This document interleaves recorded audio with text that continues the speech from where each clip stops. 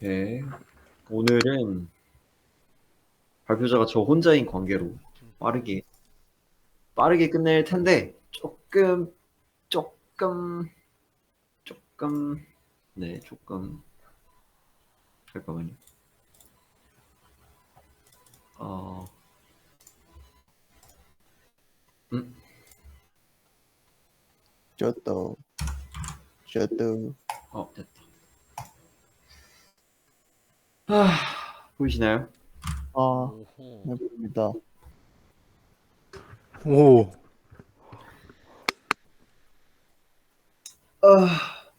영어 준비됐어? 예. 네, 시작하도록 하겠습니다. 일단 오늘 준비한 주제는 엔트로피에 관련된 내용입니다. 근데 이제 다들 엔트로피가 뭔지는 한 번씩은 들어보셨을 것 같아요. 왜냐하면 물리 때 배우는 열역학 제2법칙에 항상 나오는 친구이기 때문에 들어봤을 것 같은데 그거랑은 조금 다를 수 있는 내용이기 때문에 다들 한번 교양처럼 들어주시면 감사하겠습니다. 일단 엔트로피가 크게 두 가지 용어로 해석이 됩니다. 첫 번째는 아까 말씀드렸던 것처럼 연력학에서의 엔트로피, 무질서도를 의미하죠. 그리고 두 번째는 정보이론에서의 엔트로피도 있는데 이거는 정보량을 의미합니다. 그래서 오늘 설명할 엔트로피는 정보이론에서의 엔트로피를 말할 거기 때문에 아마 조금은 생소하지만 그래도 어느 정도 비슷한 류는 있구나. 그리고 어떻게 엔트로피를 사용했고 어떤 식으로 엔트로피를 사람들이 다루는구나를 알고 가시면 좋을 것 같아요. 그래서 밑에 있는 그림은 엔트로피를 나무위키 검색하면 이런 그림이 나오게 되는데 그래서 좀 뭔가 비슷한 것 같아서 이거를 갖고 오게 됐습니다. 네, 일단 질문을 좀 드리고 싶은데 영범님, 네. 대한민국이랑 브라질이 축구하면 누가 이길까요? 브라질이 높은 확률로 이기겠죠. 그렇죠. 아마 모든 사람들이 브라질이 이기지 않을까라고 예측을 할 것 같아요. 뭐 아니라고 생각할 수도 있겠지만 대개로 이제 브라질이 잘 하니까 그렇게 생각할 것 같은데, 그래서 많은 사람들이 브라질이 이긴다고 생각할 겁니다. 왜? 브라질이 이긴 적도 많고 이길 확률이 크니까. 근데 만약에 한국이 이겼다면, 그것도 10대 0으로. 지금 대한민국 축구가 브라질 상대로 10대 0으로 이겼다라고 한다면 사람들이 어떻게 반응을 할까요? 아마 세상 사람들은 이렇게 엄청 놀라게 되겠죠. 이게 말이 되나? 말이 되는 결과야 하면서 막 하이라이트를 보던가 이렇게 되겠죠. 왜 이렇게 사람들이 놀랄까요? 이렇게 놀라는 이유는 사실 이길 확률이 적다라고 생각을 했기 때문에, 이길 확률이 낮다고 생각했기 때문에 사람들이 놀라게 되겠죠. 그래서 우리는 알 수 있겠습니다. 어떤 걸 알 수 있냐면 이 사람은 일어날 확률이 낮은 사건이 실제로 발생하게 되면 사람들이 놀라게 된다라는 걸 알게 됐고, 이렇듯 놀라움의 정도는 확률에 따라 달라지게 되겠죠. 그래서 우리는 이러한 놀라움의 정도를 엔트로피라고 부르기로 했다라는 게 일단 첫 번째 내용입니다. 사실 엔트로피가 정확히 이제 놀라움의 정도랑 1대1 매칭이 되는가는 조금 다른 얘기이긴 하지만 어쨌든 지금 수준에서는 엔트로피는 놀라움의 정도를 좀 나타내는 어떠한 수치겠구나라고 생각을 해주시면 좋겠고, 그래서 이 정도로 아마 이해가 되셨을 것 같은데, 제가 앞에서 엔트로피를 정보이론에서 사용을 한다고 했는데 그때 정보량이라고 말을 했었잖아요. 그래서 앞에서 엔트로피가 정보량이라면 갑자기 왜 놀라움의 정도라고 말을 하냐? 근데 잘 생각해 보면 놀라움의 정도가 정보량이랑도 사실 같거든요. 그 이유를 한번 좀 설명을 드려볼게요. 지금 밑에 있는 귀여운 해 이모티콘이 있는데, 여러분 해가 뜬다는 사실이 그렇게 놀라운가요? 예를 들어볼게요. 만약에 내일 딱 됐습니다. 내일 아침이 됐어요. 해가 떠 있어요. 그걸 보고 사람들이 놀라나요? 전혀 놀라지 않죠. 왜 그럴까요? 왜냐하면 사람들은 당연하다고 생각하기 때문이에요. 사람들은 해가 뜨는 사실이 당연하다라고 생각하니까 전혀 놀랍지 않은 겁니다. 근데 반대로 내일 해가 갑자기 두 개 떠요. 내일부터. 그럼 사람들이 놀라게 되겠죠. 놀란다는 건 여러분 뭐죠? 신기하다라고 생각하는 거고, 신기하다는 것은 어떠한 새로운 정보를 받아들였기 때문에 신기하다고 생각할 수 있겠죠. 그러니까 이제 놀라움의 정도는 어떤 정보량이랑도 같다라고 생각할 수가 있게 되겠죠. 그래서 앞에서 말씀드렸던 놀라움의 정도나 아니면 정보이론에서 엔트로피가 정보량이다라고 말하는 게 어느 정도 일맥상통한다라고 볼 수가 있겠습니다. 그리고 여기서 조금 이제 결국 이런 정보 이론을 다룬 사람들은 수학자이자 과학자였으니까 이거를 좀 수식으로 나타내고 싶었던 거예요. 그래서 이러한 놀라움의 정도랑 확률이 정확히 어떠한 관계를 가질까라는 것을 고민을 했습니다. 그래서 뭐 예를 들면 한국이 브라질을 이기는 사건 X와 그 해에 유독 수능 만점자가 1000명이 나왔다고 가정을 해볼게요. 그러면 여러분 한국이 브라질을 이기는 사건 X를 보고 우리가 놀란 정도나 수능 만점자가 1000명이 나와서 놀란 정도가 서로 뭔가 영향을 주나요? 그렇지 않죠. 영향을 주지 않습니다. 그러니까 X를 보고도 놀라고 Y를 보고도 놀랍니다. X를 보고 놀랐다고 해서 Y를 보고 좀 적게 놀라거나 Y를 보고 더 많이 놀라거나 그러진 않아요. 왜냐면 둘이 독립적인 사건이라고 생각을 한다면.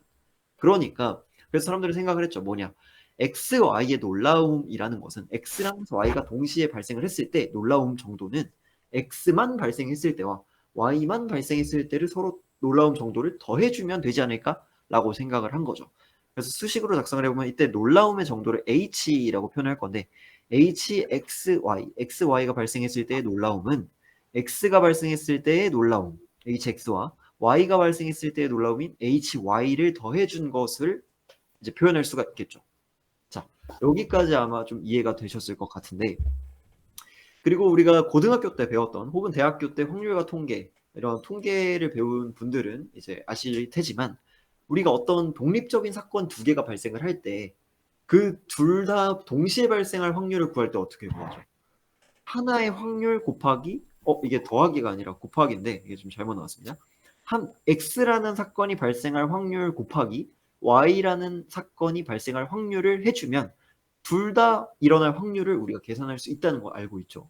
그래서 밑에서 보시면 우리 자주 사용하는 이제 P라고 이제 노테이션을 할 거고 PX, Y는 결국 PX 곱하기 PY다 라고 쓸 수가 있게 되겠죠.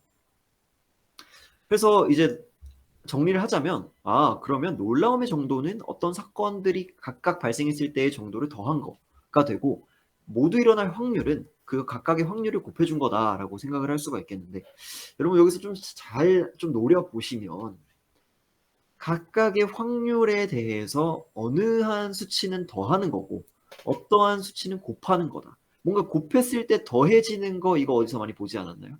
눈치 빠르신 분들은 아마 좀 눈치채셨을 것 같은데 곱했을 때 뭔가 더해지는 거는 뭐랑 같냐면 우리가 중학교 2학년 때 배웠던 수학에서 밑이 같은 수를 곱하면 지수끼리는 더한다 라는 거 아마 다들 알고 계실 겁니다.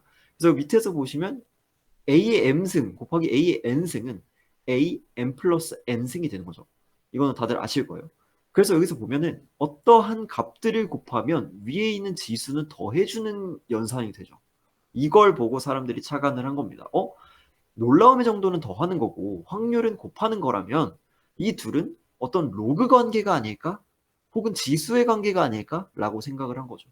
그래서 다음과 같은 식으로 표현할 수 있는데 놀라움의 정도 이 hx는 정보량이라고도 했으니까 사건 x의 정보량이라고도 표현을 할게요. 사건 x의 정보량 hx는 이 px, 이 사건 x가 발생할 확률이다. 확률의 로그다 라고 표현할 수가 있겠죠. 여기까지 이해가 되시죠? 그러니까 왜냐하면 확률끼리는 곱하는 거고 정보량은 서로 더하는 거니까 이렇게 표현을 하면은 이러한 관계들을 만족시킬 수 있게 되잖아요. 그래서 이렇게 표현을 한 겁니다. 근데 이 마이너스는 뭡니까? 이 마이너스는 이제 뒤에서 설명을 더 드릴 텐데 어쨌든 잘 생각해 보면 여러분 머릿속에 다들 상상을 해봅시다. 로그 함수를 머릿속에 일반적인 로그 함수를 머릿속에 그려볼게요. 그러면 0과 1 사이의 값에서 어떻게 되죠? 음수의 값으로 가죠. 근데 이 확률은 결국 0부터 1 사이의 값이니까 항상 그 로그에 넣으면 음수가 나올 텐데 이 놀라움의 정도가 음수거나 정보량이 음수거나 그게 말이 될까요? 난 마이너스 100만큼 놀랐어. 이런 말은 없잖아요. 그러니까 음수가 되는 건 좀 그러니까 이거 앞에 그냥 마이너스 곱해주자 해서 마이너스 붙인 거고 별 큰 의미는 없습니다. 어쨌든 얘네 둘이 로그 관계다라는 거를 여기 페이지에서 좀 설명을 드리고 있고 해서 이제 그렇다면 한 사건이 가지는 평균 정보량은 어떻게 되냐라고 이제 생각을 해볼 수 있는데 이 평균 정보량이라는 것은 우리 확률과 통계에서 배웠던 기대값을 사용하면 되는데 이 밑에는 그 예시인데요, 여러분. 그 예시를 보시면 확률 변수 x가 이제 확률 분포를 이렇게 가질 때 우리 어떻게 보였죠? 이거 실제로 갖는 값 곱하기 그때 확률, 값 곱하기 확률, 값 곱하기 확률에서 다 더하면 되죠. 그래서 여기 다 더하는 걸 확인할 수 있고, 그래서 이거를 수식적으로 좀 멋있게 써보면 이 x가 발생할 확률 fx와 그리고 x가 갖는 값을 곱해줘서 서메이션을 해주는 것이 이제 기대값이 됐었던 거죠. 그래서 이걸 사용하면은 한 사건이 가지는 평균 정보량, 한 사건이 가지는 평균 정보량을 구할 수 있습니다. 그래서 보시면 이렇게 쓸 수가 있겠죠. x라는 사건이 발생할 확률 px와 그 x라는 사건이 갖는 정보량을 곱해서 다 더해주면 최종적인 라지 hx, 그래서 사건 x의 정보량의 평균치를 구할 수 있게 되겠죠.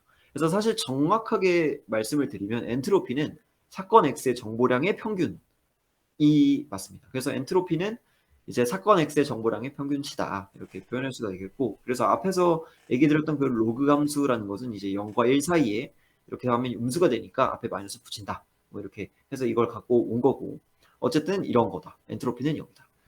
해서 이렇게 됐습니다. 그래서 이제 여기서 듣는 의문은 이걸 것 같아요. 그래서 너가 이렇게 열심히 엔트로피에 대해 설명을 했는데 이 엔트로피 거기서 어디다 쓸 건데, 어디다 쓸 거냐, 이렇게 생각할 수 있잖아요. 그래서 어디다 쓸 건지를 좀 설명드리도록 하겠습니다. 어디다 쓸 거냐. 어쨌든 엔트로피는 다시 한번 정의를 하자면 보내려고 하는, 내가 전달하고자 하는 정보량의 평균치인데, 이것만 들어서 좀 감이 안 오니까 하나의 예시를 들어보려고 해요. 그래서 지금 그림에서 보는 것처럼 지금 뭔가 전쟁을 하는 것 같죠. 실제로 전쟁을 한다고 생각을 해보고 A국이랑 B국이 전쟁을 한다고 가정을 해보겠습니다. 그래서 A국이랑 B국이 전쟁을 하는데 지금 전쟁의 대열이 이런 식으로 갖춰졌다고 가정을 해볼게요.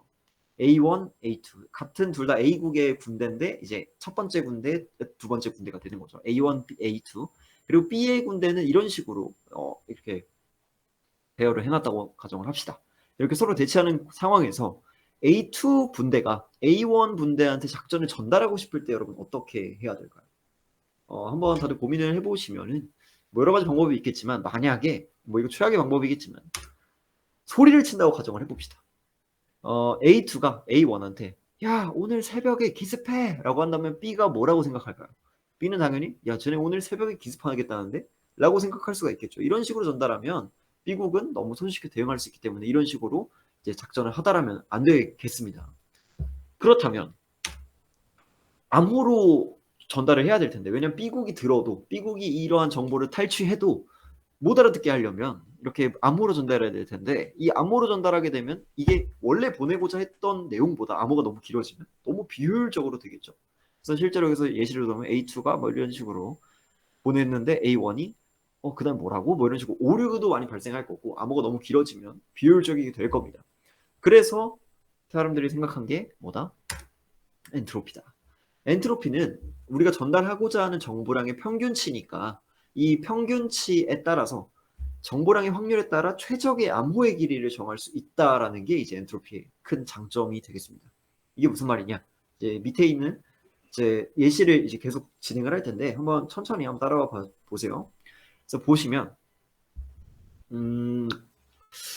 만약 여러분 8개의 문자를 보내려고 합니다. 그럼 몇 개의 비트를 사용해야 될까요? 운교님 이게 몇 개의 비트가 필요할까요? 8개의 문자를 보내려고 하면 비트 몇 개가 필요하죠? 3개죠. 그렇죠. 3개입니다, 여러분. 왜 3개냐? 2의 3승이니까 2의 3승이니까 3개의 비트가 필요하다라고 생각할 수 있는데, 잘 보시면 자, 총 8게임으로 3개의 비트가 필요할 거다. 왜 3비트라 생각하게 될까? 그 이유는 엔트로피, 정보 이론의 관점에서 봤을 때 암묵적으로 모든 문자의 확률이 같다라고 판단을 하기 때문이에요. 그러니까 이 A나 B나 C나 D나 이렇게 쭉쭉쭉 H까지 각 문자들이 나올 확률이 8분의 1이라고 같다라고 가정을 했기 때문에 3비트가 필요한 거예요. 그게 무슨 말이에요? 실제로 우리가 알고 있는 이 엔트로피 계산식으로 계산을 한번 해볼게요. 자, A가 나올 확률은 8분의 1이죠. 암묵적으로 그렇게 동일했으니까 8분의 1이죠. 그리고 여기서 로그의 밑은 2라고 가정할게요. 왜냐면 비트는 이진이니까, 바이너리니까. 그래서 2라고 쓸 거고, 이 px는 8분의 1이니까 로그 2 8분의 1이라고 쓸 수 있겠죠. 그리고 앞에 마이너스 붙여주고, 이러한 것들이 총 8개가 있으니까 이렇게 반복이 될 텐데, 이거 하나만 계산을 해볼까요? 자, 로그 2의 8분의 1이면 마이너스 3입니다. 마이너스 3이랑 마이너스 곱하면 3이 되고 8분의 3이라는 값을 갖게 되죠. 한 항이. 그러면 이거랑 해서 총 8개니까 8분의 3 곱하기 8은 총 3이 나오게 되죠. 그러니까 엔트로피가 3이 되면서 3비트가 필요하구나 라고 생각할 수가 있겠습니다. 그래서 이렇게 되는 건데, 근데 엔트로피의 장점은 아까 뭐라 했죠? 최적의 길이를 결정할 수 있다고 했죠. 이 말은 무슨 말이냐? 이 각 문자들의 확률을 잘 고려를 해서 엔트로피를 잘 사용을 하면 비트 수를 줄일 수 있다라는 말인데, 한번 더 해보도록 하겠습니다. 그래서 만약에 각 문자들의 확률이 다음과 같다고 가정을 해볼게요.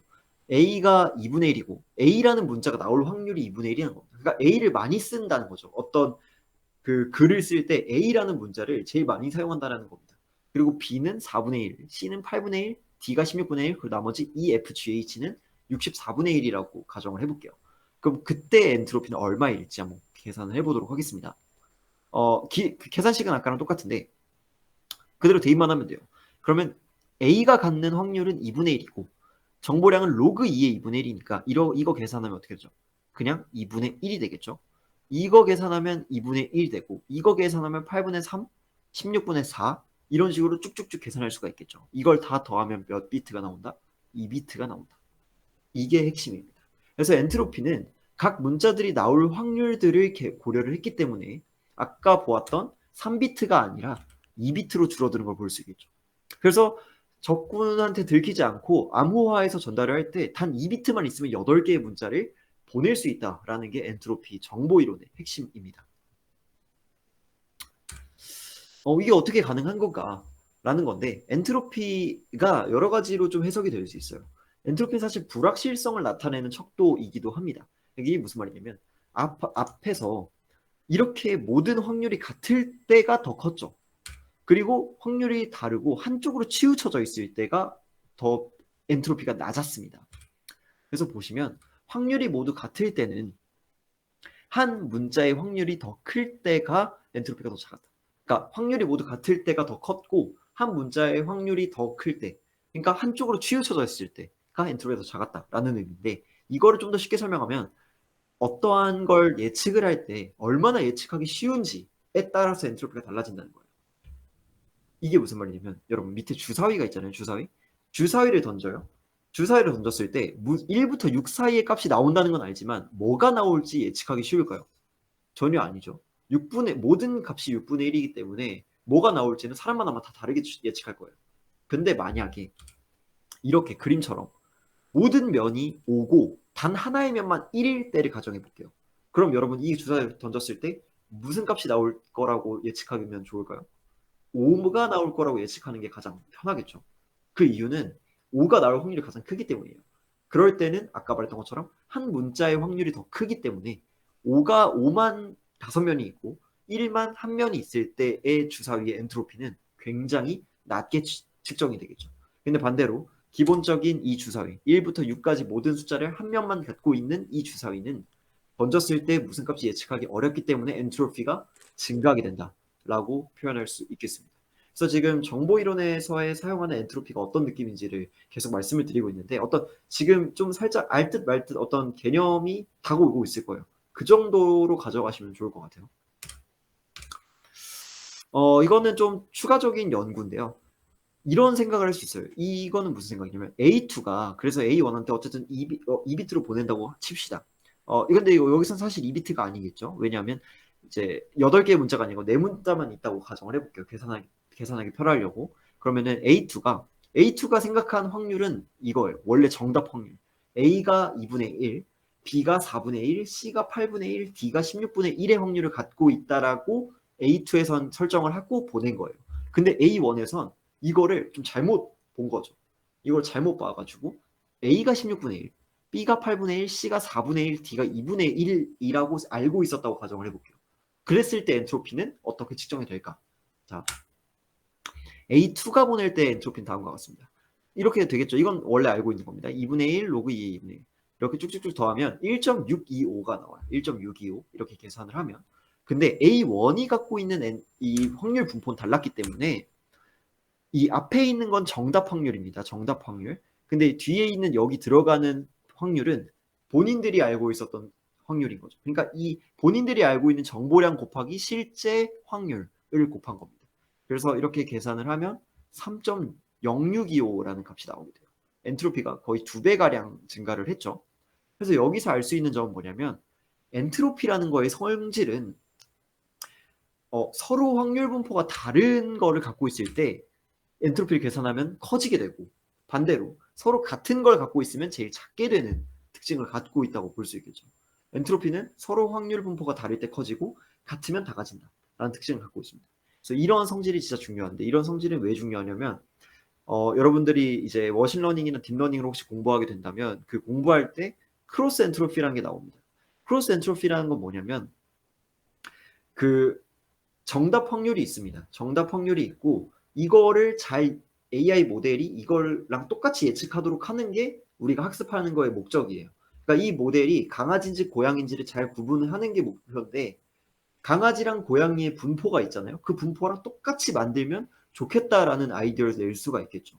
그럴 때 쓰는 게 크로스 엔트로피입니다. 그래서 AI 모델이 만든 그 정답 확률 분포가 실제 정답 확률 분포랑 얼마나 차이 나는지를 나타내는 척도를 이 엔트로피를 계산을 하면 서로 확률 분포가 다르다. 그럼 커지게 되겠죠. 그럼 이거를 점점 줄이는 방향으로 학습을 하면 결국 분포가 같아진다 라고 생각할 수 있기 때문에, 그게 실제로 지금 딥러닝 분야에서 가장 많이 사용하고 있는 로스 펑션 중에 하나이기 때문에 그렇게 그 정도만 알고 계시면 좋을 것 같고, 그래서 정리하자면, 마지막 정리를 하도록 하겠습니다. 정리하자면 이 정보량이라는 건 결국 어떤 사건이 발생했을 때 놀라움의 정도랑 같다.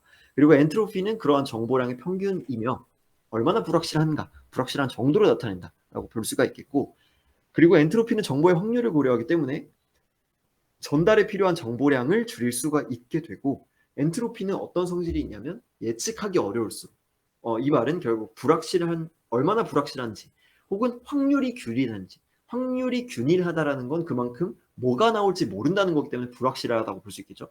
그래서 이러한 예측이 어려울수록 점점 커진다는 특징이 있고, 엔트로피 자체의 또 특징은 서로 다른 분포가 있을 때 그 분포가 얼마나 다르냐, 서로 엄청 다르면 다를수록 더 커지게 되고, 반대로 점점 유사해질수록 엔트로피를 작게 할 수 있게 된다.